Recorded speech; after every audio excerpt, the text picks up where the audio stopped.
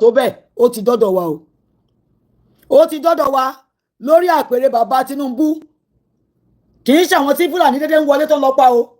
Àwọn tó ń jí gbé, àwọn tó ń fipá bá sùn, wọ́n lọ ti lé ní 17,000 kì í ṣe mẹ́tàdínlógún o. 17,000.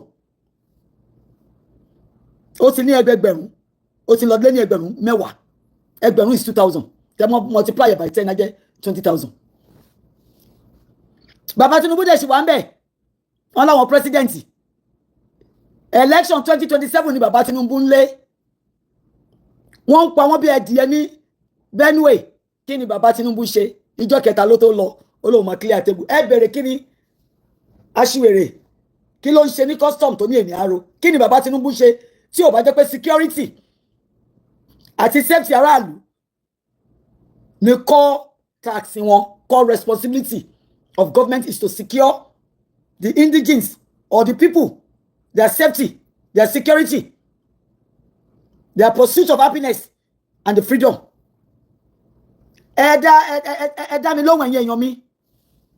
Mélòó nu yín ló lè sùn ní Nàìjíríà? Kẹ́ di ojú méjèèjì yín kẹ́ sùn àsùnpara bí mo ṣe ń sùn l'Amẹ́ríkà tí mo ń jí láago 11 láàárọ̀ tí nǹkan kan ò lé mi, tí nǹkan kan ò mì mí, tẹ́nìkan kan ò kanlẹ̀kùn mọ́ mi lórí pé kí n dìde. Aago 12 ọ̀sán ni mo tó jí lé ní Sátidé. Kò sẹ́ni tó wá kanlẹ̀kùn mọ́ mi lórí o. Àwọn kan ti ya wèrè. Wọ́n ní bí Nàìjíríà ṣe ń lọ yẹ kò sí nǹkan kan tó ṣe. Yes, kò sí nǹkan kan. Ẹ̀yin tẹ́ rówó jí, ẹ̀yin tẹ́ ní Godfather, tẹ́ rò pé kò ní bá yín. Fúlàní máa happen sí yín. Tẹ́ bá ganu kalẹ̀ tẹ́ ní bí Nàìjíríà ṣe rí yẹn ló ṣe dá. Especially ẹ̀yin Muslims. Tẹ́ ń kó 91 billion lọ sí Saudi Arabia. Ìlú tó ti ń pa dúdú bí ẹni tó ń pa eṣinṣin tó ń kíá. Ẹ ti gbàgbé pé àwọn Fúlàní tí gbogbo yín sọ pé kíní ẹbí kan náà ni wọ́n pẹ̀lú Saudi Arabia. Wọ́n á pa dóńbìsìlì sí lára.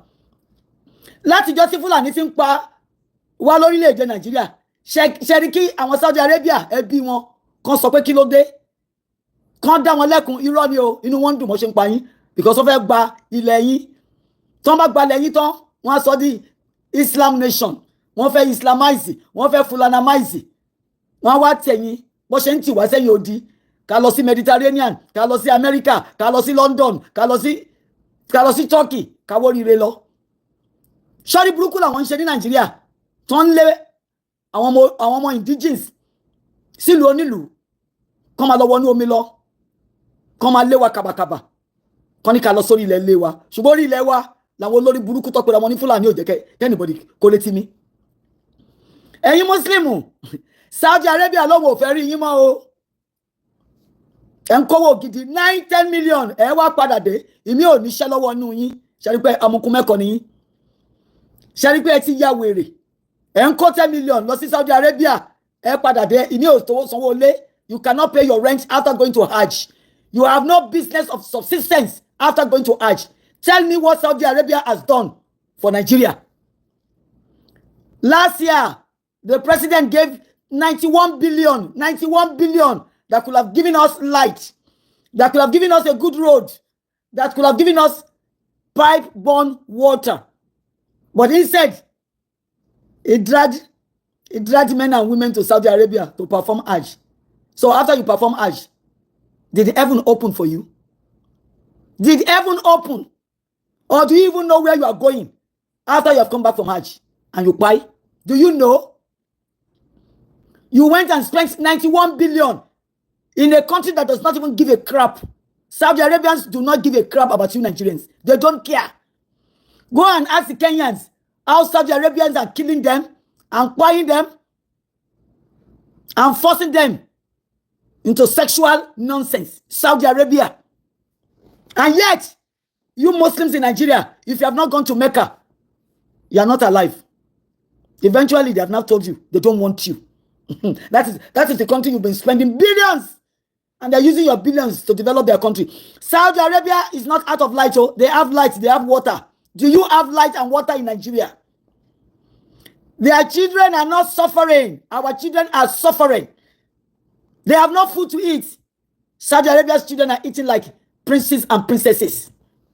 Ẹ̀yin amukumeko ìmàle tẹ́ ń kówó gidi ògidì owó ń kó lọ sí Saudi Arabia. Wọ́n láwọn ò fẹ́ rí yín o.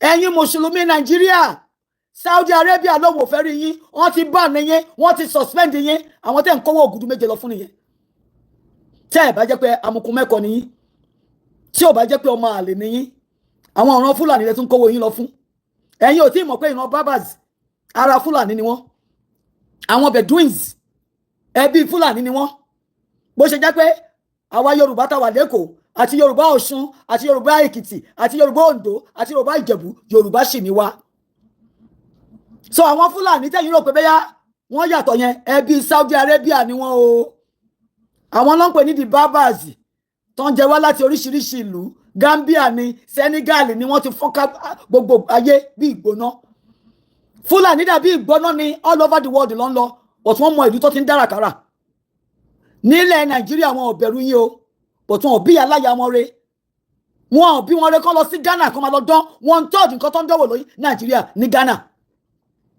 wọn ò bí Fúlàní re kán máa dán gbogbo rádaràdà rẹ́dẹ̀rẹ́dẹ́ jẹ́tìjàtì yànmọ̀yànmọ̀ tó ń dán lọ́wọ́ ní Nàìjíríà ní South Africa wọn á jọ ná tán bí owó ni wọn ò bí wọn re o kán lọ sí Algeria o tó jẹ́ ìlú mùsùlùmí o kán máa lọ pa wọ́n bọ́n ṣe ń pa wá ní Nàìjíríà wọn ò tí ì bí wọn re o àwọn Fúlàní wèrè yìí o wọn ò bí wọn re o kán wá sí United States of America kán máa pa àwọn Americans bọ́n ṣe ń pa wá lórí ilẹ̀ wa o wọn ò bí pọ̀n rí bàbá ńlá bàbá wọn re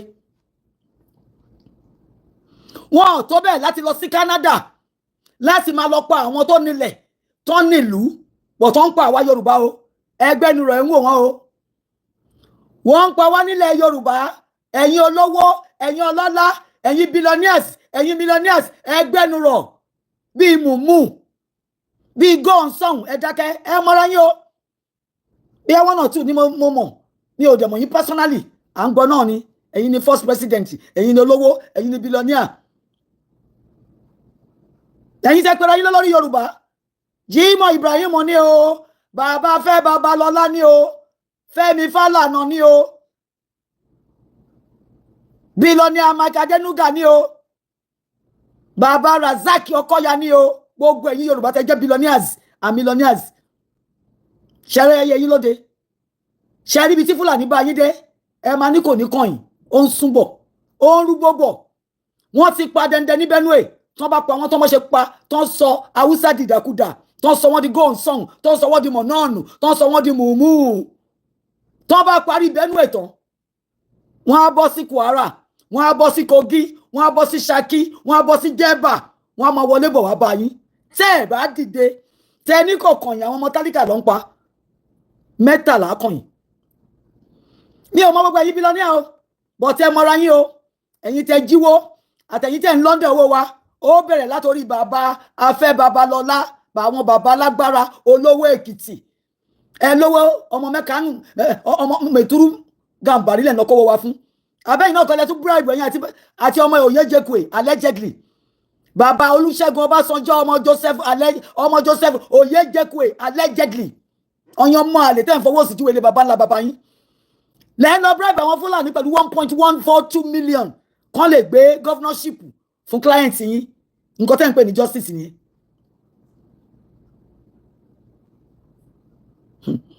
Mrs. Helen Moronkeji Ogunwumeju abiyamọ ni wọ́n pè rẹ̀ òun ṣàbíamọ mọ́ abiyagba ni ẹ́ tó o bá jẹ́ abiyagba ìwọ náà máa bá wọn dáwọ́ wàá máa gbẹ́bí fálárì wàá máa gbálẹ̀ fẹ́rẹ́ bí o ti wá gbọ́mọ inú ẹ̀wọ̀nú àdó o ti gbé Kẹ́hìndé Ọlámídé o ti gbé wọ ìwọ̀kuwọ̀ o ti wẹ̀wù kú ẹ̀wẹ̀ jẹ̀ fún oní kó máa dájọ́ kó máa pe kéèsì tí ò yẹ kó pè kó máa pe jáde ẹjọ́ máa tẹ́ni o abiyamọ tó rò òfọ́kà tí wọ́n bá jẹ́ abiyamọ tòótọ́ kò tí ì tó kò gbé bíìlì jáde kẹgbẹ́ lọ síbi tẹ́tí ń parọ́ fúnra yín ní senate ní house of assembly ní house of representative or whatever tẹ́ bá pé nonsense tẹ́ dálẹ̀ tẹ́lẹ̀ ní democracy and demonstrate madness stupidity gullibility non-entity yín ẹjọ́ kan bẹ́ẹ̀ lẹ́yìn lọ́gà Fúlàní ló máa fi orí yín á fi mu omi tí kankan nu yín ò lè ṣe kankan wọ́n ń pa ọmọ mẹ̀kúnnù lójú yín ní kọ̀ọ̀kan yìí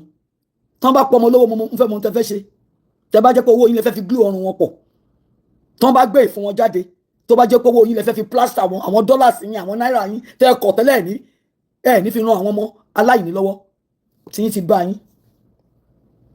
Mi ò wá láti wá bẹ̀ yín o, mo wá pàrokò fún yín ni.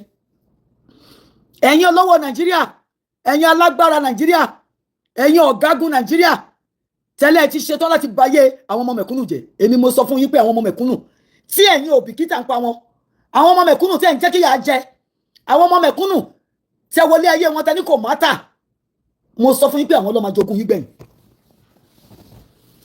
Ẹ lọ kọ́lẹ̀ o, tí Ọlọ́run bá kápá King Saul, ọba King Saul, ọmọ Kish, ìran Benjamin ní ilẹ̀ Israeli náà sì wà mẹ́lẹ́ ni o. Wọ́n dẹ̀ ní nínú chronicle wọn, nínú ìtàn wọn, báwọn ní ọba kan tó ń jẹ́ Saul. Nígbà tó kọjá ìmọ̀ṣẹ́ sí Ọlọ́run, ẹ̀yin ọmọ Yorùbá ògidì ẹ máa gbọ́. Wọ́n ní tá a bá bá ìtàn, àbá àrọ́bá ni bàbá ńlá bàbá ọ̀tàn. Èmi tí mo ń bá yín sọ̀rọ̀, ilé ìmàlẹ́ làwọn òbí mi ti jáde, ibẹ̀ lèmi náà wọ́n bí mi sí. Ṣùgbọ́n ọpọlọ mi jí. Bó ṣe láwọn ọmọ Kùránì tó, wọ́n mọ̀ pé ń táwọn gbé dání. Òtútù fẹ́ tẹ̀ ni. Òtútù fẹ́ tẹ̀. Tí ẹ bá ti ṣe ti Ọlọ́run tó jẹ́ pé pàyàn lẹ́ ń tẹ̀lé, lẹ́ láwọn ọlọ́mọ ìsìlámù yín, àwọn ọlọ́mọ apá yín o, kò sí kankan bẹ̀. Wọ́n apá yín, wọ́n á dẹ̀ bí nípa wọn lọ sọ́run tó ń lọ fún wọn ní 72 virgins. 72 virgins tẹ́ ẹ̀rí nílé ayé, ọ̀run lẹ ti fẹ́ gbádùn ẹ̀. Inú hell ni mí inú yín lẹ ti máa bára yín. Ní ìwà kéde fún yín o, mo wá pàrokò fún yín ní tó máa ṣẹlẹ̀ sí yín. King Saul tí mo dárúkọ yẹn, nígbà tó ń dún mọ̀rún tọ́lọ́run bá ní kó ṣe A, a ṣe B, tọ́ bá ní kó ṣe C, a ṣe F. Nígbà tọ́lọ́run fún ní ààyè kó yíwà ẹ̀ padà tó kọ̀, ìparun ni o. Gbogbo èyí tí a ti ń kégbe fún, ipe ilé tó lọ a fẹ́ lọ. Bí Fúlàní ṣe ń pa wá yìí lórí ilẹ̀ baba ńlá baba wa, kò ń ṣe nǹkan tó tọ́, kò ń ṣe nǹkan tó yẹ. Ẹ̀kọ́ tí àìgbọ́. Ẹ ṣorí kunkun bí máṣíìnì Ìgbò. Ẹni I before others lẹ fẹ́ ṣe. Ẹ̀yin ṣáà ni I and myself. Me and myself lẹ́ ń bá kiri. Ẹ máa tẹ́.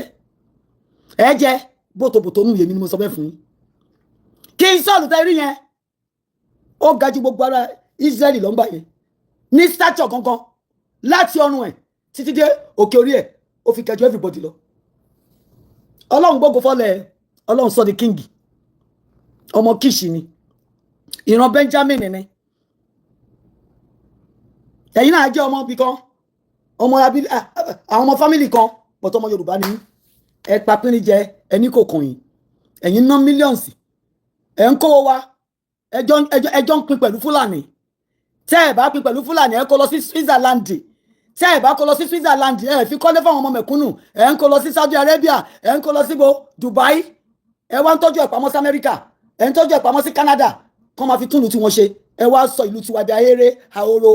Kò sóúnjẹ, kò síná, kò sómi, kò sí títì, kò sálàáfíà.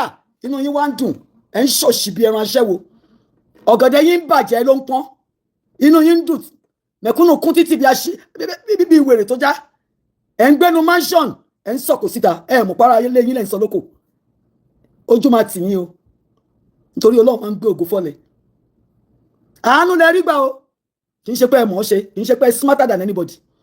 Àbí bàbá Tinubu tó débẹ̀ ló máa lóhun smarter ju Wọlé Ṣóyínká lọ. Wọlé Ṣóyínká kò gbóòórùn governorship, bẹ̀rẹ̀ ìtàjẹ́ tó bá gbóòórùn presidency. But Ọlọ́run gbé fún bàbá Tinubu. Bó bá tiẹ̀ rí ìgè, Ọlọ́run gbà fún ni. Ìkọ́sọ́ lè rí ìgè kó má gbà. Bàbá Tinubu ẹ wá dórí àpèrè. Ẹ ń dá gánmú sọ. Bẹ́ẹ̀ni pé ẹ̀yin lọ́lọ́run. Ẹ ti jí, ẹ ti yí, ẹ ti débẹ̀. Ẹ wá tún wá débẹ̀ tán. Instead kan tún ọmọlúwàbí yín ṣe. Kẹ́tì ẹ̀ máa sọ fún wọn pé ní ìjẹ́ mi débẹ̀ yìí láàrin ọdún kan, gbogbo ẹ̀yin tẹ́ pera yín ní intelligentsia. Ẹ̀yin educated morons tẹ́ kóra yín sí Nàìjíríà. Ẹ̀yin SAN, sophisticated non-entities. Àwọn self-aggrandized nuisances. Tẹ́ pera yín ní SAN. Kẹ́ bẹ̀rẹ̀ sí ní kọ́bílì. Ká pass into law. Mo máa kún ìlú yìí. Mo ti jẹ governor ọdún mẹ́jọ. Mo ti wà ní senate kí mo fẹ́ fagbára ṣe bọ̀ tí rọ́. Ẹ ṣáà fẹ́ jẹ presidency tẹ́ máa fi kú sórí ibẹ̀. Ẹ sọ̀rọ̀ yín di bíyà. of Cameroon. Mugabe ó kú sórí ẹ̀ ní kò dé gbádùn tó fi kú. Tẹ́yìn náà bá fẹ́ ganu kalẹ̀ sí presidency tó bá jẹ́ pé bẹ́ẹ̀ náà lè fẹ́ gbá lọ dédé everybody ló ṣe. Torí bàbá Tinubu right now àwọn tó ń jẹ lábẹ́ yín nìkan ló ń yìn gbogbo aráàlú èpè ló ń ṣe fún yín. Èpè wọ́n ń gbé ègúnlé àwọn ọmọ yín lórí inú yín ń dùn àtúbọ̀tún yín lẹ̀ ń bàjẹ́ bàbá Tinubu. Tí ará ayé bá ń pariwo lé yín lórí pé enough is enough tí ẹ fọhùn tí ẹ ṣe bí ẹni pé ẹ gbọ́ tẹ fi gbígbọ́ ṣe aláìgbọ́ tó dẹ̀ ń pa àwọn ọmọ ojúlówó ọmọ yín lẹ́gbẹ̀ẹ́ àwọn ọmọ yín ṣẹ́yìn máa gbà kàn gbé Zainab yín tó jẹ́ ọmọ yín ní Amẹ́ríkà kàn ní kidnap ẹ̀ ta ọlùrìgì yín mẹ́ta tó máa fi bá yín release ẹ̀ tó ń bá lọ gbé Abibati ṣàbòṣàkọ yín tó ń bá lọ gbé ẹ máa dọ̀bálẹ̀ ẹ máa tọ̀ sára. Wọ́n wá ń pa ojúlówó ọmọ Yorùbá ojúlówó Benue ojúlówó ọmọ ní Ìròmì Londo Èkìtì Kwara Kogi bàbá Tinubu Jagabana bọ́dí lọ́nù ọmọ olódò ẹdẹ ọdẹ ọmọ olódò orin ẹ wá ń ṣe bí pé kò kàn yín pé àmọ̀rí ò bá kú kò kàn ẹ̀yìn bàbá Tinubu ẹ máa bá Ọlọ́run lẹ́sẹ̀ ìgbèjì ni o nítorí ẹ̀mí tí ẹ jẹ́ kí Fúlàní máa wẹ̀sì ẹ̀yin kọ́ lẹ dá o ọ̀dọ̀ Ọlọ́run ni ẹ̀mí yẹn ti wá ẹ wá ń jẹ́ kí èèyàn alárẹ̀ẹran bíi tiyín kó máa wẹ̀sì ẹ̀dá bíi tiyín ẹ wá papín níjẹ ẹ wá lẹ́ ní DSS ẹni SS ẹni police ẹni air force ẹni navy ẹni army kò sí kankan láti jọ́ tí Fúlàní ti ń pa wá ó di mélòó tẹ bring to book bàbá Tinubu oníkòmọ́tòkòtò bàbá jẹ lójú ilé jẹ lójú àlejò ẹ jẹ pẹ̀lú ọmọ Yorùbá ẹ tún lọ ẹ lọ kí sí àṣì àwọn Fúlàní kò lè bẹ́ńṣọ́ fún yín o bàbá Tinubu tá láàárọ̀ bá ti ní kó da fún yín tí ọlọ́sàn tó gàrẹ́ sí yín alẹ́ yín ò lè sùn ẹ lè ṣẹ̀ṣẹ̀ bẹ̀rẹ̀ ni because Ọlọ́run máa jẹ́wọ́ bó ṣe jẹ́ fún yín kò sí bẹ́ẹ̀ ṣe lè ní agbára tó bàbá Tinubu èmi mọ̀ pé ẹ̀yin kọ́ lè dá Ọlọ́run. Ẹ ṣé my sister ẹ ṣé ẹ kalẹ̀ ẹ̀yin èèyàn mi bàbá Tinubu ẹ̀yin kọ́ ni Ọlọ́run ń bẹ bí ẹ̀mí ẹ ṣe ń bẹ ẹ bá Ọlọ́run pàdé á jẹ́wọ́ bó ṣe jẹ́ fún yín wọ́n ń pa wọ́n ní mẹ́sàn-án mẹ́wàá ẹ̀yin á dìde ẹ lọ make speech olórí burúkú kan live together ṣé ẹ rò yí pé farmer and herders ló ń jà ń sìn àbí genocide àwọn satanic evil genocidal crazy people genocide ẹ̀yin ará mi ẹ lọ wò túmọ̀ genocide nínú dictionary o àwọn tó ń pa ènìyàn for one particular reason or two either kan fẹ́ gbalẹ̀ kan fẹ́ wipe out àwọn èèyàn tó wà lórí ilẹ̀ yẹn wọ́n máa pa wọ́n nípakúpa ohun tí Fúlàní fẹ́ ṣe nìyẹn o náà tó ní pé wọ́n fẹ́ gbalẹ̀ wọ́n fẹ́ sọ orílẹ̀-èdè Nàìjíríà dilẹ̀ Fúlàní ẹ̀yin tẹ́ bá wá ṣìkú ń bẹ̀ kan láwọn Islamite yín kẹ́ wá di ẹrú wọn ṣé ẹ̀yin fẹ́ ṣe ẹrú Fúlàní nílé ayé yín ni even kẹ́ lọ́wọ́lọ́wọ́ ṣé rò pé ẹ lè ṣe nǹkan tẹ́ fẹ́ pẹ̀lú àwọn olórí burúkú mùsùlùmí Fúlàní ṣé Islam náà ń practice tó ń bá màálù sùn àbẹ́ ẹ̀ tí rí pé Fúlàní ń bá màálù sùn wọ́n bá màálù wọn sùn tán àwọn òjá màálù yẹn wọ́n wá kó wá sí south fẹ̀yìn amukú mẹ́kọ ẹ̀yin ológì ní òru ẹ̀yin òpònú ènìyàn wọ́n á ní kẹ́ máa jẹ màálù àwọn ẹ wá fẹ́ ṣe ìyàwó fáwọn ọmọ yín ẹ pa màálù 10 you kill 10 rams that have been sacrificed tẹ́ bá jẹ́ tán ẹ̀dọ́ lúndù ẹ̀ di apọ̀dà òpònú tó máa wọlé wá bá yín tó máa fi gbé orí yín bọ́lẹ̀ ẹ̀ lè ṣe nǹkan kan àdẹ̀níkẹ́ yé jẹ màálù Fúlàní ẹyẹ jẹ màálù Fúlàní ẹ̀yin ọmọ Yorùbá ẹlẹ́ẹ̀nígbà ẹ̀nígbà ikú lẹ fi ń ṣeré ikú òjijì òun lẹ fi ń ṣeré ẹ̀yin ọmọ Yorùbá àníkẹ́ má jẹ màálù Fúlàní wọ́n fi ṣe àjò lẹ́yìn lórí ni o Ọlọ́run ti fi wọ̀n mí Ọlọ́run ti fi sọ fún mi ó ti lé lọ́dún kan àbọ̀ tí mo ti ń pariwo sí yín tí Fúlàní bá wá bá màálù wọn sùn tán ìyàwó wọn ni o ń tán sìn nìyẹn o bí India ṣe báwọn náà ṣe ń sin káwù at least àwọn òṣà àti ẹ̀pọ̀ àwọn èèyàn tiwọn tí Fúlàní bá ti bá màálù yẹn sùn tán wọ́n á gbé wá fún yín kẹ́ wá rà tẹ́ bá ti rà tẹ́ gẹ́ ẹ̀dì mùmú nìyẹn ẹ̀dì múgùn ẹ̀dì amukú mẹ́kọ lè ṣe nǹkan kan mọ́. Wọ́n ti gba boldness lọ́wọ́ yín, wọ́n ti gba courage lọ́wọ́ yín, wọ́n ti gba thinking faculty yín lọ́wọ́ yín. Lè rorí mọ́, mọ̀ ń tẹ́ máa ṣe pẹ̀lú bẹ́ẹ̀ ṣe kàwé tó.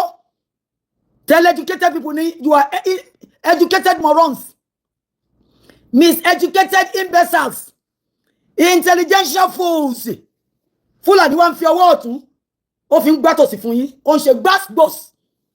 Fúlàní ṣe gbàsgbòs fún yín, inú yín dùn ẹlẹ́ lọ́wọ́, owó orí burúkú wọlé ní, owó tẹ ní tẹ́ ní fọkànbalẹ̀, owó tẹ ní peace, tẹ́ ń gba security 10 11 kó máa wá ṣọ́ yín, gbogbo yín lẹ máa jẹ́ pé Ọlọ́run níjọ́ kan ibi tọ́lọ́run máa sọ yín sí kò tí ì yé mi, ibi tọ́lọ́run máa sọ àlámọ̀rí yín sí kò tí ì yé mi, ṣùgbọ́n mo mọ̀ pé Ọlọ́run adákẹ́jà ni Ọlọ́run, ó ń wà yín jẹ kébé olórí burúkú gbogbo yín bẹ̀rẹ̀ sí ní lórí yín tún wà yín ṣe. Èmi ò ní ẹ má kẹ má náwó, èmi ò tiẹ̀ sọ pé kẹ má bá Fúlàní ṣe, ẹ bá wọn ṣe, ẹ máa jọ tẹ́pọ̀ náà ni. Ẹ ti dìtẹ̀ mọ́ àwọn ọmọ orílẹ̀-èdè yín, àwọn ọ̀bátan yín, àwọn ẹbí yín nínú ẹ̀jẹ̀, ẹ ń tà wá fún Fúlàní nítorí tẹ máa jẹ lẹ́nu tí ò ní pẹ́, nítorí owó tẹ máa gbà tẹ máa ná lórí ikú àti àrùn, orí ilé tẹ máa kọ́ tí ìrí máa wo, ẹ ń tìtorí ẹ̀ ta àwọn ọmọ ìyá yín nínú ẹ̀jẹ̀. Ṣẹ́ni pé wọ́n ti ṣépè fún yín. Ẹ̀yin dẹ́ lè ṣe kẹ́ máa lọ sí umrah Hajj. Saudi Arabia lóhun ò fẹ́ rí gbẹ̀yìn láàtàn o, àwọn tẹ́ ń kó billions lọ bá nìyẹn o. Nígbà tẹ́yìn fún wọn ní 91 billion fún Hajj, Saudi Arabia turn around ó fún United States of America ní 600 billion investment. Kí ló fún ẹ̀yin ọmọ Nàìjíríà, ẹ̀yin oníkọ̀mọkọ̀tọ̀ ìsìlámù, kí ló fún yín? Wọ́n kó déètì fruit dates kẹ́ máa jẹ, kẹ́ máa run, tẹ́ bá run tán kẹ́ máa ṣunú, ntọ́ kó wá fún yín nìyẹn. Ẹ ṣẹ̀ṣẹ̀ bẹ̀rẹ̀, ẹ tí rí nothing. Gbogbo bí tẹ́ ẹ náwó wá sí tí ò fún yìí tí ò gbà yìí, ẹ̀tẹ́ náà lẹ máa tẹ́ ń bẹ̀, ẹ̀tẹ́ lẹ máa tẹ́ o. Bàbá Tinubu oníkọ̀mọkọ̀tọ̀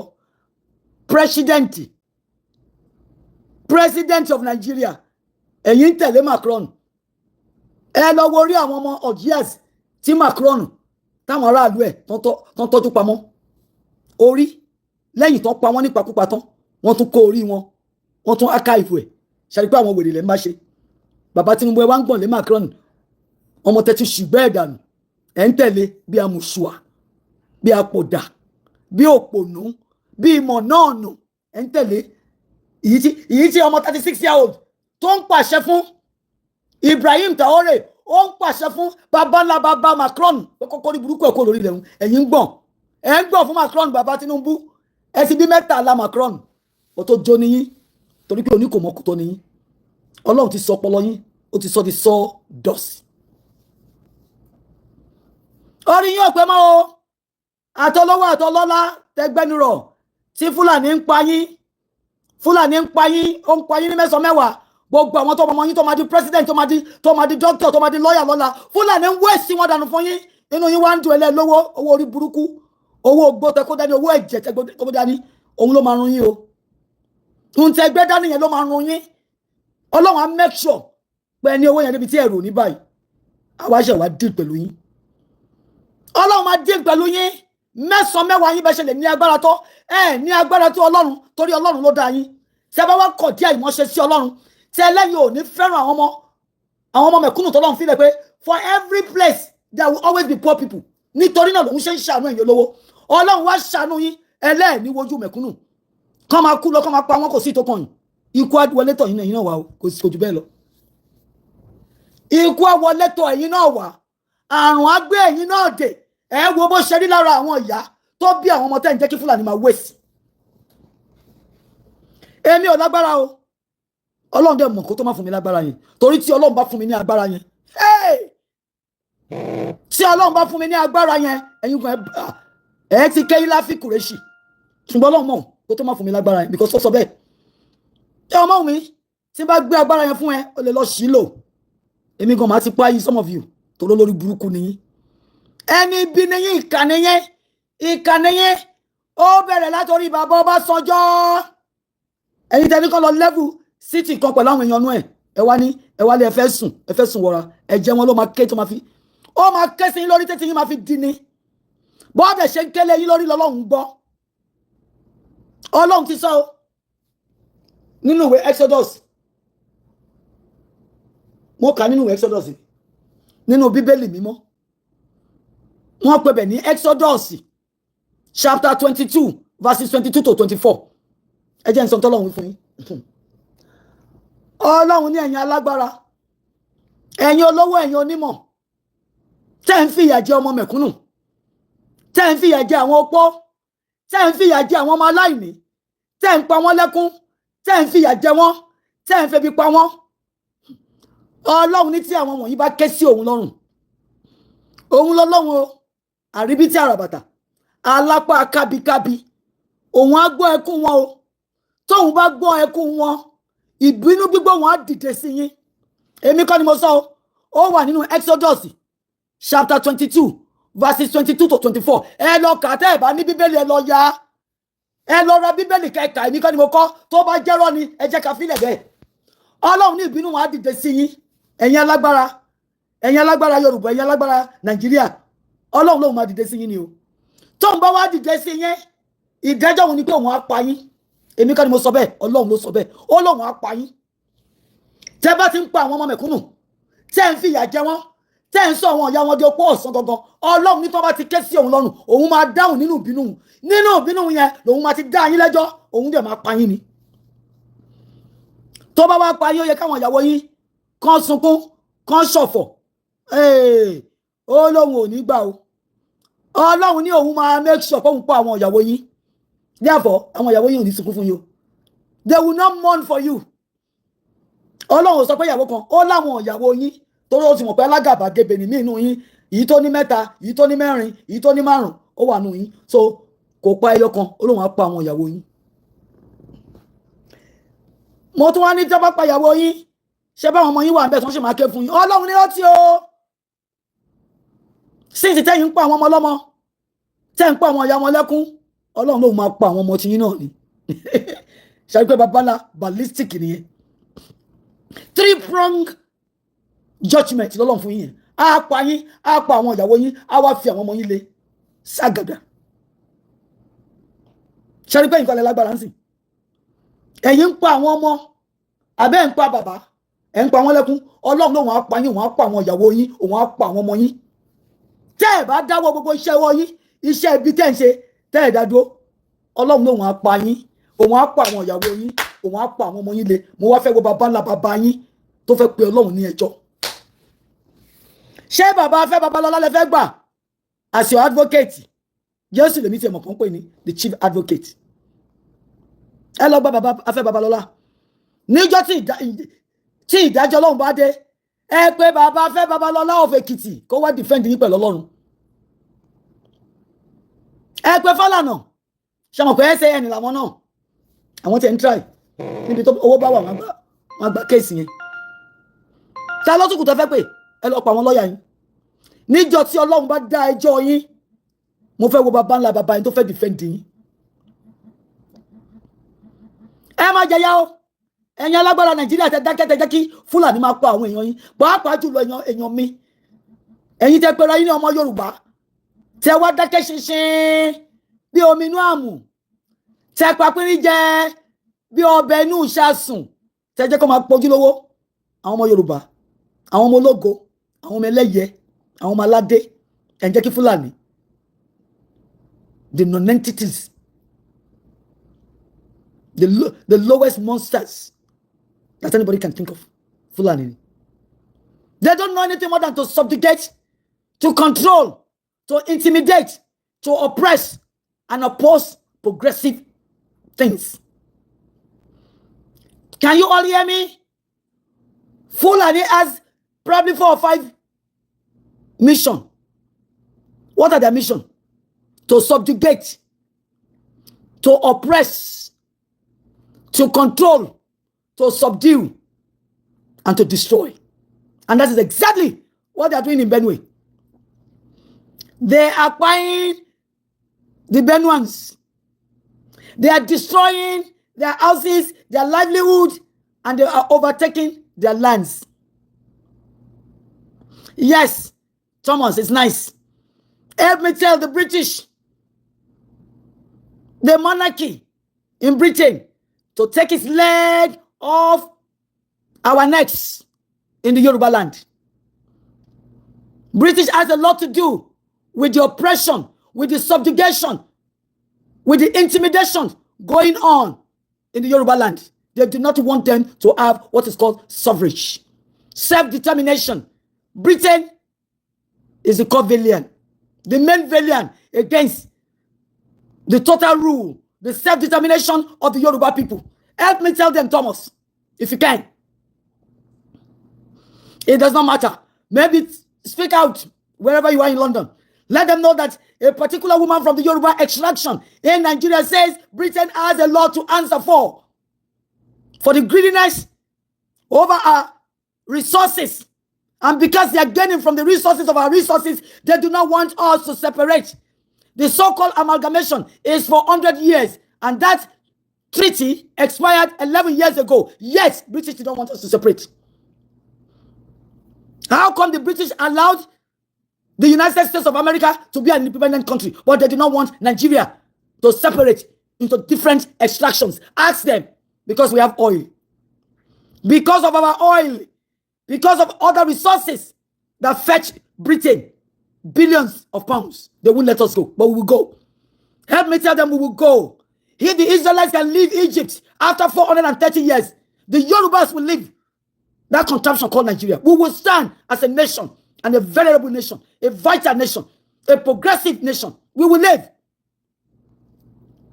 I want you to help me tell them, spread this news if possible. After you have heard my message, help me spread it, share it. We are not slaves.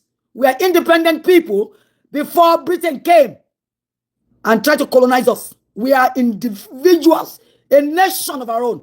We have our own administration, economic policies, social policies before Britain intruded into our lives. And after their so-called independence, they still have not left.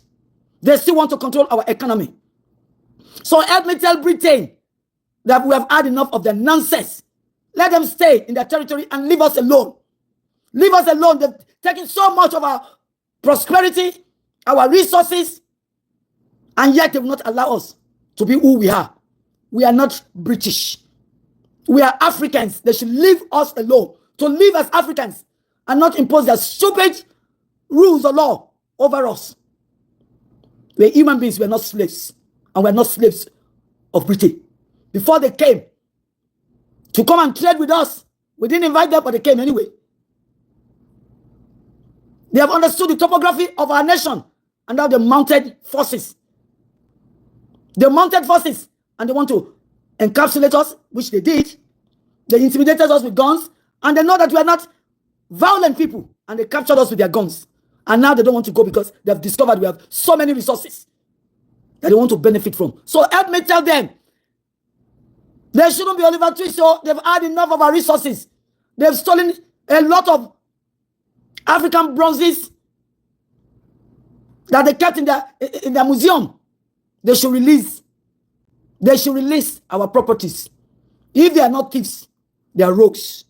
Whichever one suits them is all right by me. And they're either robbers, rogues, thieves, or the combination of the three. Help me tell them. That's why I can't live in England. They disgust me. The entire monarchy is a thief. Half of Sierra Leonean diamonds and gold was what was used to form the crown for Queen Elizabeth II. The jewels, the diamonds, the precious stones they stole from Sierra Leone or Sierra Leone, another African country. They stole it. It was not given to the Queen. They stole it by force. So help them, or help me tell them that Africa is not for sale. Africa is not a commodity, it's not a product. We are not for sale. They should leave us alone and get the heck out of our land. If they don't want to give us visa, it is okay. It is not an entry into heaven. You have even seen your Queen Elizabeth in HELL, where she belongs anyway. Help me tell them, oh Thomas, thank you for coming. I know you're not a British, but help me tell them, nevertheless. Hey, I'm Miami. Yo, me non come. Oh, me non come. Oh, do me play. We cry. Black women shout because we see that they are pummeling. They are destroying our heritage, our inheritance, and nobody wants to listen to us. African women, we are the cradle of the nation. We are the one that we stand by our men, our children, to make sure that they become something in life. And yet, some evil powers are pummeling our children to the ground. They are destroying the destinies of our glorious children. So African women have to shout so that somebody with common sense will listen. They are not listening to us because they do not know the pains and the pangs of African women. Have you ever bought these children? Some will come and take our children away through slavery or whatever it is. And they expect us to keep quiet. How can we keep quiet under tyranny? How can we keep quiet? Are we that stupid that we cannot raise our voice against tyranny, against wickedness from all the high places, calling themselves administration? Even in the name of democracy, they are killing our children and they want us to keep quiet. That's why African women shout, because people are not listening. They are not listening. They are not listening. And if you don't want to listen, then don't get involved in an African issue or black issue, because it's not any of your damn business. If you don't want to know about it, then leave us alone and stop stealing from us. Stop intimidating or stop trying to encapsulate us. We are not slaves. We are human beings like you. And because we are not violent and wicked, as some of you are, that's why you are trying to get away with blue murder. But enough is enough. If our man refuses to talk, African women will stand up and fight to the last woman standing. And that's the way it's going to be. So let us shout, oh. Let us scream as much as we can. As long as we have voice and volume in our lungs, we will shout until some of these wicked entities, wicked governments, and some of the wicked white people will listen. And whether you like it or not, you will listen, because we're not going to let you rest. We are not going to let you rest. So, Enyarami, Taba Kwakuni Jetani Kokowa, Bobo Yitani Kokoin, Mejila Akon, Egbantimoso, Mejila Akon, Mewa Akon, Ntorin to Mashelesi, Oh Makaja Diapere. What we're going to do about this is we're going to pummel you to the ground. We will do you more damage than you even experience or ever think of. You think African women are going to shut up because some nuisances, some non-entities have a stupid voice to shut us down? No. We have a voice just like you do, and we are going to use it. So if you don't want to hear about Africa or black people, then shut up. Shut up.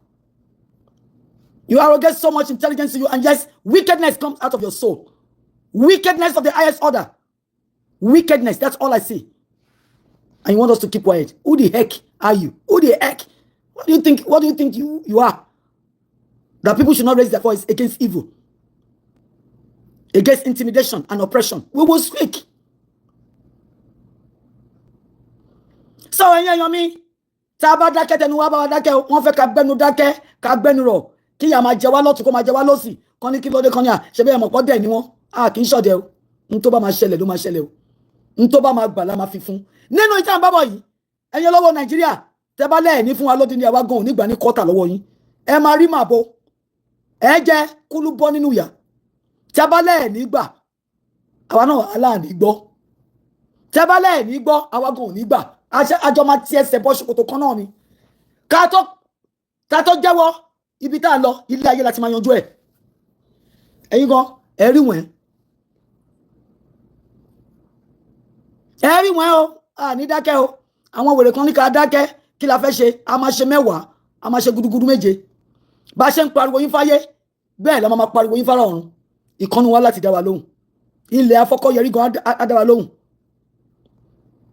Ẹgbọ́n tí mo sọ fún yín ọmọ Yorùbá, ẹ má sàsùnpara, gbogbo ohun tẹ́ bá ní ni kẹ́ fi defend ara yín. Àwọn olórí burúkú yìí, wọ́n fẹ́ pa Basira mọ́ wa lára, wọ́n fẹ́ ká máa wò bí Dundee United. Tán bá nà wá ń pàṣán, ká máa fọwọ́ ra. Ẹni tó bá nà ń pàṣán tó bá lọ́mọ ogun kò ṣàmọ́ wọn, kò sánmọ́ wọn.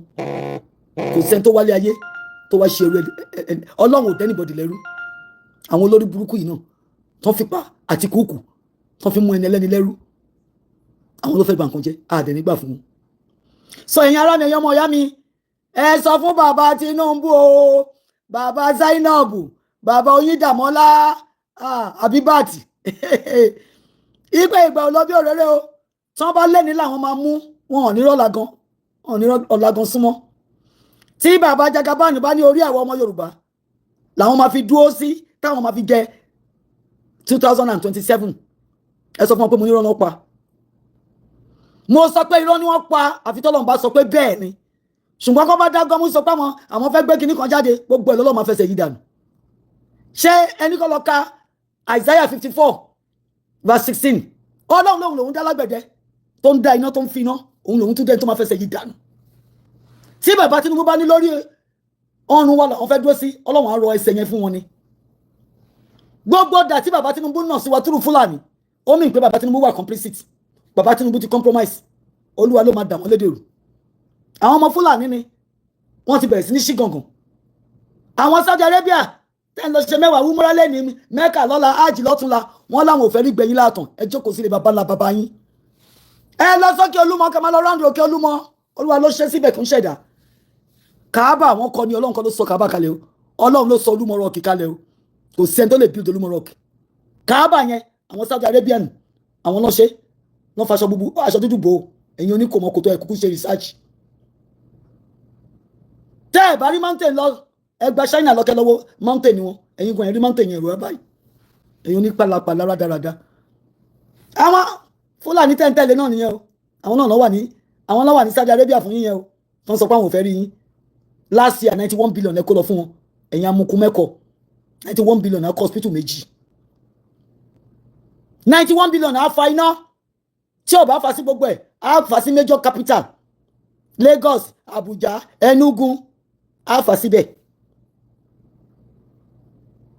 John Umahi Mark Umahi alábòsí olè ọmọ agbéwìrì ìwọ fẹ́ ṣe 700 kilometers ó ṣe 60 oníkọ́ máa launch ẹ̀ bàbá Tinubu amukú mẹ́kọ̀ èyí náà dìde ẹ̀ ń launch 6 kilometers ó ń purọ́ fún yín pé 30 kilometers ni ṣẹ́rí pé ẹ ponú ǹjẹ́ kọ́kọ́ rìn ẹ̀rin 30 kilometers yẹn kẹ́ make sure pé 30 kilometers ni ẹ ṣáà náwó wa bí ọmọ ẹlẹ́dà mo ti sọ mo ní tọmọta ló ṣì tálákà bá wọlé owó báṣubàṣu ni báṣubàṣu lẹ́yìn ṣọwọ́ wa bàbá Tinubu ẹ̀ rówó rí wọn fowó tọ́ yín tó bá fowó tọ́ yín ẹ think twice ẹ think 3 times kẹ́ tó máa náwó bí olóṣì ẹ náwó bí ẹlẹ́dà ṣé bàbá ńlá bàbá yín ló gbé oil sí south east ni bàbá ńlá bàbá yín ló kó gold síbi tẹ́ ti ń wà ẹ júwèé gbé bàbá ńlá bàbá yín fún wa kí n ti ẹ̀ gbọ́ná bí àmà ní kan lọ bá mi ṣe research kan lọ wòbẹ̀ ẹgbẹ́ picture bàbá ńlá bàbá yín jáde kí n wojú ẹ̀ kí n wo bí tẹ́ ti rí ojú àgámà lizard ojú burúkú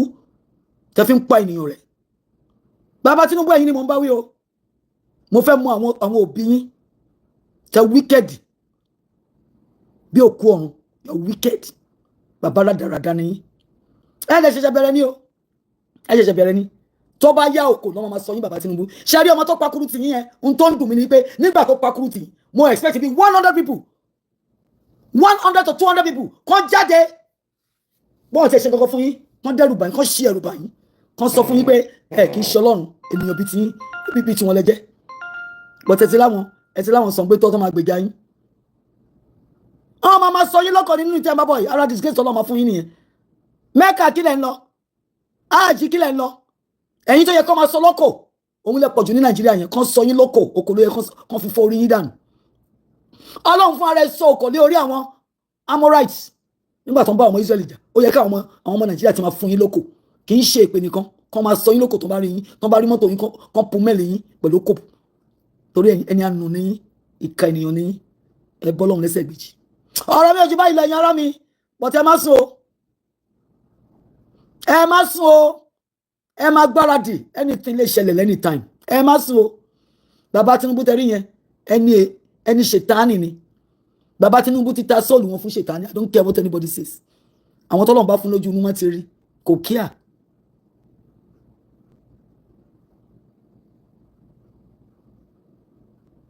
yes God is going to help us we can't do it alone any battle can never be won by human flesh The battle is not to the swiftest. It's not to the powerful. The race is not to the swiftest. But him that has the mercy of God. Yes, I know that. I have won battles myself through God. Through the mercy of God. So we have to keep on asking for the mercy, for the grace, for the favor, for the compassion of God, and for God to remain our mainstay, our salvation. We cannot win any battle. Either individual battle or collective battle. We cannot win it by ourselves. We cannot. We don't have that power. Plus, the people we are trying to war with are satanic in nature. They are wicked in nature. They are unrighteous, unholy people. They will do anything to maintain the status quo. Evil status quo. Stealing, looting, and doing everything humanly possible to retain themselves in power. Not by the people, but by force. Sheer force. And it's only God who can deal with people like that. So I understand. We need the help of God. I have never done anything without asking God.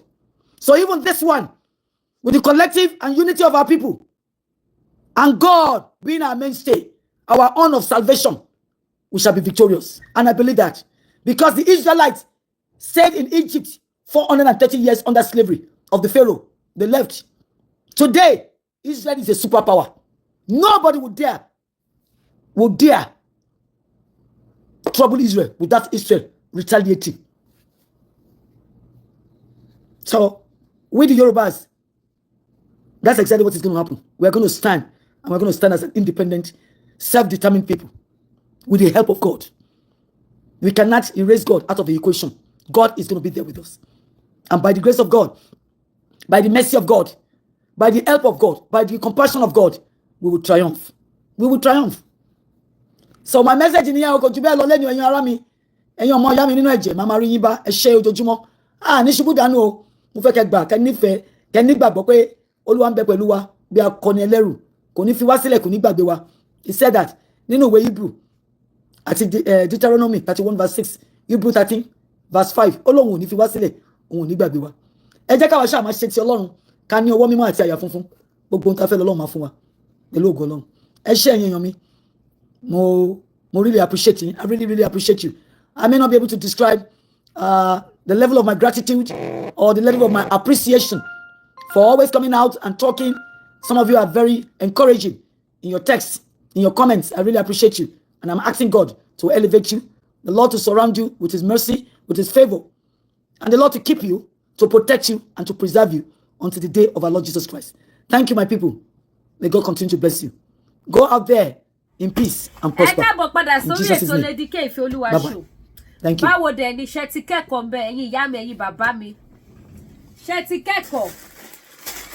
Ẹ wò àwọn wíìgì rẹ̀ lóríṣiríṣi. Ṣé ti rí kan àbí méjì dìmú bẹ̀? Wíìgì rẹ̀ all back lélẹ́yìí o. Ó wá ní center party. Méjì mo dẹ̀ láwọn cap báyìí. Original cap. Original lélẹ́yìí. Tẹ́ máa ṣe kíni? Tẹ́ máa dé sísàlẹ̀. Original wà, òun náà wà available fún títà. Tẹ́ bá dẹ̀ fẹ́ tí ò ṣe irú eléyìí, òun náà wà. Òun ní wig lélẹ̀, fine wig lóríṣiríṣi. Pick and drop òun náà wà. Àwọn oní coins ó wà. Wig wà, wig is available. Ẹ wá ra wig. Ẹ wá ra wig lóríṣiríṣi lọ́lọ́kọ̀ òjọ̀kan. Èyí tẹ́ bá ti fẹ́ ní Lady K Ìfẹ́ Olúwa show ló ń tà. Ọjà rèé. Àwọn ọjà tuntun ó ti ṣe kíni ó ti wọlé dé. Ẹ tún wọlé náà. Ẹ wọlé ẹ̀yin mọ́mì mi ẹ̀yin big mọ́mì mi tẹ́ bá dé ilé tí bá dé bó ṣe wà yìí yé. Ó fine ó ní coins pick and drop dẹ̀ ni. Ó wá jẹ́ ó ní coins. Bákan náà àgbo jẹ̀díjẹ̀dí tó wà òkè dáadáa nílé iṣẹ́ TN Natural Bar ó wà. Àgbo diabetes ó wà ṣé ògùn diabetes yẹn tí bá sọ fún yín wípé ìyàlẹ́nu ló jẹ́ fún mi báwo èèyàn ṣe kí ni bó ṣe ń testify àwọn èèyàn testify sí bó ṣe ń ṣiṣẹ́ I was like èmi gan mọ̀ wípé nǹkan tó strong tó yẹ nílé iṣẹ́ TL lítà ní àgbo diabetes mo bọ̀ wá fi hàn wá so èyí tẹ́ bá ní diabetes àgbo tẹ́ máa lò àgúnmu ni tẹ́ máa lò fún diabetes ó wà èyí tẹ́ máa lò fún manpower kẹ́ lè dóbò dáadáa ó wà èyí tẹ́ máa lò fún jẹ̀díjẹ̀dí akọ jẹ̀dí abo jẹ̀dí ó wà ẹ wo eléyìí náà all back ni ẹ wo díẹ̀ ní èyí tẹ́ bá like kí wig kó gùn gan òun nìyí ó gùn dáadáa Ghana weaving all back ó fine gan àwọn káàpù dẹ̀ wà ẹ má gbàgbé pé mo sọ lẹ́ẹ̀kan àwọn káàpù báyìí tẹ́ máa dé sísàlẹ̀ ó wà délébù ẹ jẹ́ túbú wíìgì mi wà àwọn woman hair náà kò gbẹ́yìn o gbogbo ẹ̀ la ní bíbà woman hair náà wà ẹ wo wíìgì yìí mo wá nígbà tí mo ṣe program kí n fi hàn àwọn èèyàn ẹ wo wíìgì ọwọ́ mi ṣé ti rí ẹ wo bó ṣe fine ibi gan láìkẹ́ gan ó ṣe wà ìtẹ́ báyìí wá gbé sórí bó ṣe máa rí níṣẹ́ ti rí èmi kàn gbé sẹ́gbẹ̀ẹ́ ni o èyí báyìí lẹ máa gbé sí o ẹ máa dé tó máa cover gbogbo front ẹ nìyí Ghana weaving ló wà wájú ẹ ó fine gan ẹ jẹ́ wọ fún kékeré ẹ jẹ́ wọ fún ké ẹ jọ èyí tẹ́ bá fẹ́ràn àwọn product tá à ń ta ọṣẹ ìṣẹ́gun ọṣẹ arọ́bí ọṣẹ àánú torí mi fẹ́ kí fídíò ìgùn jù òun ni ṣé ti rí bó ṣe máa wà ní. tẹ́bà tún wá fẹ́ relé another one tún wà àwọn wíìgì míì ṣẹ̀ṣẹ̀ dé sẹ́ẹ̀ gbogbo ẹ̀yin tẹ́ ti ra wíìgì tẹ́lẹ̀ tẹ́ ní táwọn míì bá ti dé kí n jẹ́ kẹ́ túmọ̀ àwọn nínú wọn míì tó ti dé tó fine dáadáa gbogbo ẹ̀ ló kún bíbà tó bá dẹ̀ jẹ́ iye ríìgì náà ní lóríṣiríṣi àwọn nǹkan àmúṣẹ́ṣọ̀ àwọn nǹkan tẹ́ máa lò tó máa wò yí báyìí pé yé ẹni lo ẹ̀ṣọ́ ẹni wọṣọ gidi ẹni lo wíìgì tó fine ẹni lo fine purse ọjà mi ò dẹ̀ wọ́n lọ́lẹ̀ kó dowó ní àlùbáríkà iṣẹ́ kọ́ lówó àlùbáríkà lójú àwọn wíìgì yapa ẹja padà sórí woman hair ẹ̀rí ẹ bá fẹ́ rútọ̀dọ̀ mi yìí rútọ̀dọ̀ mi lè lé báyìí sí mo ẹ̀ṣẹ̀ ṣí ní òun nìyí èmi mo lélẹ̀ yìí this one is mine mo ẹ̀ṣẹ̀ ṣí ní tọ̀dọ̀ mi lélẹ̀ ẹ ṣe máa dé lélẹ̀ irú ẹ̀ wà ìtẹ́ bá máa wo program wa dáadáa ẹ ti rí ṣẹ́ ti rí ẹ ti rí lórí mi lórí program ṣẹ́ ti rí bó ṣe fine tọ̀dọ̀ mi lélẹ̀ tó tẹ́ bá fẹ́ irú ẹ̀ ó wà ẹ wo eléyìí náà báyìí sí àwọn woman yẹn tó máa ní coils yẹn eléyìí sí ẹ máa ra fi kóòmù yá ẹ dẹ̀ lè rọra fọwọ́ yín ṣe bákan náà òun nìyí òun ní woman hair gidi ni ṣe wíìgì tó máa ṣe kí ni tó máa yọ ìtẹ́ bá ti fẹ́ wíìgì kún bí ó kún bí báyìí lóríṣiríṣi nípa tí programme gùn jù lẹ́yìn yẹn ká padà sórí ẹ̀hẹ́ ẹ jẹ́ kí n fi ògùn diabetes wọ̀nyí ògùn diabetes yẹn ti fẹ́ tán kò tẹ̀ wá dilẹ̀ mọ́ báyìí wọ́n ń bo wìtìwìtì ní òun nìyí àjẹbí idán lẹ̀ ń wò yìí àjẹbí idán àwọn èèyàn ń rà mo fi Ọlọ́run tó dá mi ṣe lẹ́yìn wọ́n dẹ̀ testify wọ́n dẹ̀ ṣàdúrà fún mi ti jẹ̀dígẹ̀dì lélẹ̀ gbogbo jẹ̀dígẹ̀dì tó ti pa yín lóko tó ti ṣe yín léṣe lẹ́yìn yẹn gbogbo ẹ̀ lẹ́ máa yà dànù tí máa ń pa wà lélẹ̀ ẹ máa dóbò dáadáa oko yín á le dáadáa ṣiṣẹ́ gidi kò ń ṣe sáré le sáré wálẹ̀ no ó máa nàró ni bí ọ̀pá ajé síbẹ̀ ibi ẹ bá lè dóbò dé ni ẹ̀yin tẹ́ bá ṣàtìmọ̀ pé mo bòdó dáadáa ẹ má lò ó ẹ̀yin mọ́mì tẹ́ bá dẹ̀ rí pé yes àwọn dádì tí ń ṣòjòwò fún yín pé àwọn tí ń dàgbà làwọn ò ṣe lè dóyín dáadáa mọ́ ẹ má dá wọn lóhùn ẹ ra àgúnmu máa ń pa wàyẹn fún dádì kọ́ lò wá lè dóyín dáadáa ìyẹn bẹ́ẹ̀ lẹ́yìn ká padà sórí àwọn spiritual items lágbára Ọlọ́run tí ò ní ṣẹ́kù ní wọ́n yínú ayé wa inú mi máa ń dùn pẹ̀lú iṣẹ́ ọwọ́ mi because kò síbi tí mi ti lè fi ṣọwọ́ mi proud because àwọn èèyàn ṣe kí ni wọ́n ní testimony lórí iṣẹ́ ọwọ́ mi so gbogbo ẹ̀yin tẹ́ bá need àwọn nǹkan spiritual ẹ pè Lady K Ìfẹ́olúwaṣọ the baby of Yorùbá nation èmi gangan lèmi wọn nífẹ̀ẹ́ lómi ṣe mi ṣé ọṣẹ àánú lẹ fẹ́ abọ́ṣẹ ẹ̀bẹ̀ àwọn àgbà abọ́ṣẹ arọ́bì abọ́ṣẹ aṣínà àbí connection àbí tó máa fún yín connection àbí ti àmúbọ́ ẹ̀yin tẹ́ máa mú nǹkan tó máa ń bọ́ lọ́wọ́ yín nǹkan tẹ́ máa lò tẹ́ fi ní gbogbo àmúbọ́ mọ́ wà àdúrà ni kò ṣóhun tì àdúrà la fi ṣe orúkọ Jésù ni tó dẹ̀ ń jẹ́ bí idán tó confirm nǹkan aṣínà wà nǹkan là wà nǹkan àánú wà nǹkan ire òjijì ó wà gbogbo ẹ̀yin tẹ́ máa ní promise and fail nǹkan tẹ́ máa lò tẹ́ fi ní rogun promise and fail mọ́ láyé yín ó wà available. Tó bá wá jẹ́ wípé back to sender dábì padà sórí oníbi àgbélépọ̀tà gbogbo yẹn náà wà bíbá lọ́dọ̀ Lady K Ìfẹ́olúwaṣọ. Àwọn nǹkan àgbélépọ̀tà, àwọn nǹkan back to sender gidi ó wà available. Àwọn nǹkan ìṣẹ́gun tẹ́lẹ̀ lò, àwọn course breaker tó bá jẹ́ omi tẹ́lẹ̀ máa mísì mọ́ omi ìwẹ̀ yín náà ni òun nìyí. Ẹ kàn ra máa fi sínú omi ìwẹ̀ yín kẹ́ lọ́ máa fi wẹ̀. Omi yìí kì í ṣe omi lásán, omi ìṣẹ́gun ni omi tẹ́ wò lọ́wọ́ mi. So ẹ̀yin tẹ́ bá nídìí ẹ pè mí. Tó bá dẹ̀ jẹ́ pé àwọn pẹ́ẹ̀fù náà ni tẹ́lẹ̀ lò fún back to sender ó wà available lóríṣiríṣi. Tó bá jẹ́ tẹ́ máa ta sómi ìwẹ̀ ni ó wà. Tó bá jẹ́ tẹ́ kàn máa spray sí body yín ó wà available. Tó bá wá jẹ́ pẹ́ẹ̀fù àánú ìtẹ́ máa fi sómi ni ó wà. Tó bá jẹ́ tẹ́ máa fi para ó wà. Àwọn nǹkan ṣẹ́ lóríṣiríṣi. Èmi ò like àti máa announce gbogbo àwọn nǹkan ṣẹ́ tí mo ní lọ́wọ́. Mi ò like àti máa announce ẹ̀ lórí social media. Ṣùgbọ́n mo sọ fún ẹ̀yin tẹ́ bá lórí ọ̀fẹ́ àti àǹfààní àti wo program yìí pé anything tẹ́ bá fẹ́ ṣe fún spiritual items láti lò ẹ pè Lady K Ìfẹ́olúwaṣọ, the baby of Yorùbá nation. Ọlọ́run nìkan ni doctor solution. Òun náà dẹ̀ ló máa wò yín sàn. Òun ló máa wá solution sí ìṣòro yín yẹn. Gbogbo ohun tó bá yín lẹ́rù, ọkọ ń kọ̀ yín, ìyàwó ń kọ̀ yín, ẹ má mú bọ́ ṣẹ́, ẹ má mú bọ́ ohun rere, gbogbo ẹ máa dópin. Ṣé rí ilé ayé yìí? Ṣé rí a lot of people ti pè mí, a lot of experience mo ti ní, a lot of ọ̀rọ̀ ni mo ti gbọ́, a lot of ìrírí ni mo ti gbọ́ láti ẹnu àwọn èèyàn tó tún jẹ́ kémi náà kí n tún máa dàgbà sí nínú Kristi tí mo dẹ̀ ń dúpẹ́ fún Ọlọ́run. Ṣé rí ilé ayé yìí? Mo lọ kíní kan kò ṣiṣẹ́. My dear sister, mother, brothers, tí kì í confirm ni o. So bí mo ṣe ń sọ lọ, ẹ má bínú mo ní kọ́ ọ̀nà òun ló jẹ́ lóye pod. So bí mo yẹn ń ṣe lálàyé lọ, ṣé ilé ayé yìí? Mo ti lọ kíní kan, mo ti lọ kíní kan. Tí kì í confirm ni o. Ṣé rí màá tún wá advice yìí tẹ́ bá ti rí confirm. Ẹ má ṣe kíni, ẹ má sọ wípé ẹ̀ẹ́dẹ̀ nílò mọ́. Bó jẹ́ ẹ̀ẹ̀kọ̀ọ̀kan kẹ́ máa lò ó.